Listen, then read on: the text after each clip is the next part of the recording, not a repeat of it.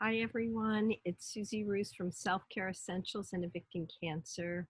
And today I want to talk to you about an unfortunately common challenge that many women face today, which are estrogen driven cancers.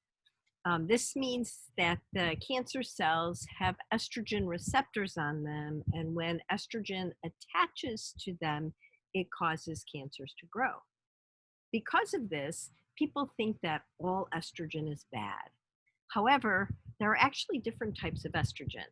The body makes three main types, and they're varying strengths. That's what makes them different.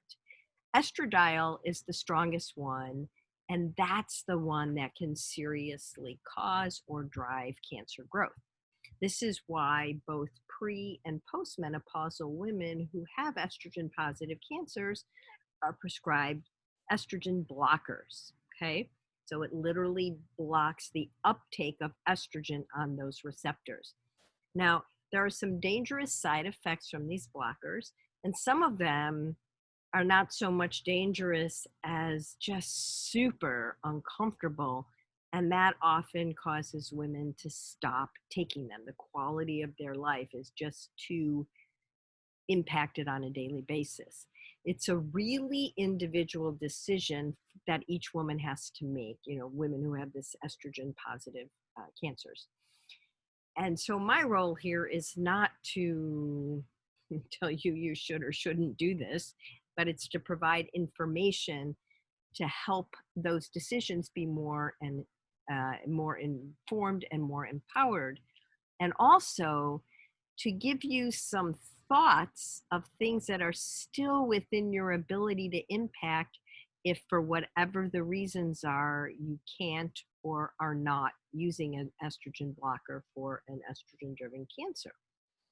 And in fact, one of the things that really bothers me about estrogen blocker decisions is that, well, most physicians feel it's super important to use the drug for the reasons I just mentioned. Few of them ever tell their patients how to avoid estrogen mimicking chemicals known as xenoestrogens.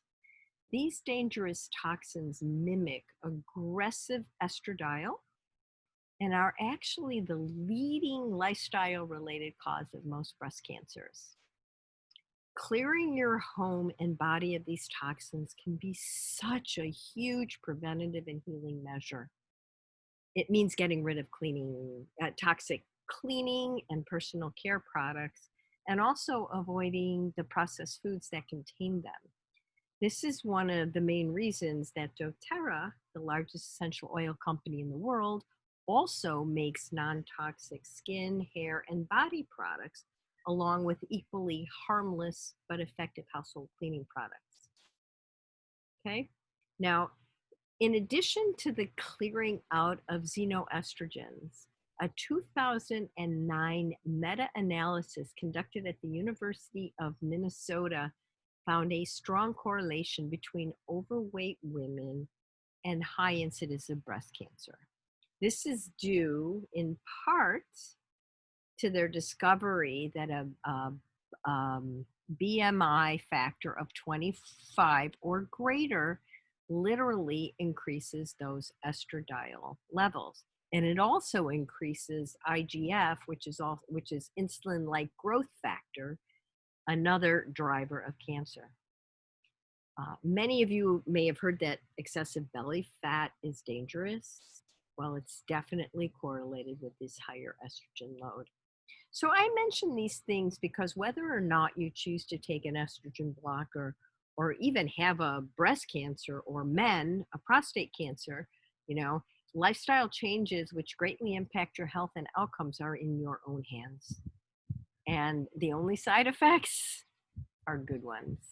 Getting rid of the household and food toxins and achieving a good, healthy BMI will not only decrease cancer risk or progression, it'll also lessen inflammation, gastric challenges, organ damage, and the onset of all types of chronic illnesses. It's really time to become a like a really good steward of your body. And all of this is to remind you that there is so much in our own control.